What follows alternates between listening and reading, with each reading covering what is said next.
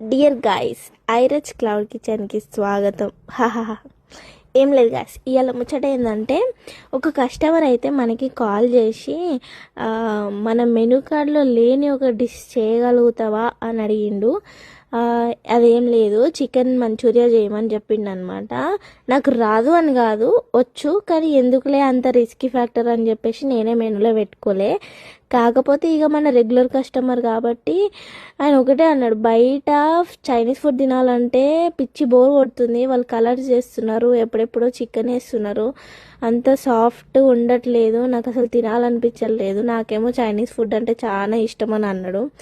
పాపం అంతా అడిగిండు కదా, ఇంకా ఇంట్లోనే చేద్దామని చెప్పేసి నేను ఒప్పుకొని ఇంట్లో స్పైసెస్తో, ఇంట్లో ఉన్న మసాలాస్తో అప్పుడప్పుడే చికెన్ తెప్పించి ఇగో ఈ విధంగా చేసిన అనమాట.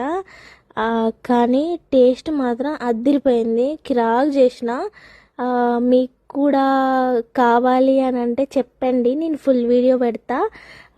కస్టమర్కి అయితే పంపించిన, ఎక్సలెంట్ వచ్చింది. అంటే నీకు ఎట్లా తెలుసు అంటారేమో మళ్ళా, ఎందుకంటే 4-5 ముక్కలు నేను కూడా దాచుకున్నా కాబట్టి, టేస్ట్ చేసినాం కాబట్టి బయటకంటే అదిరిపోయింది. ఎంతైనా ఇంట్లో చేసుకున్న ఫుడ్కి బయట చేసుకున్న ఫుడ్కి చాలా తేడా ఉంటుంది.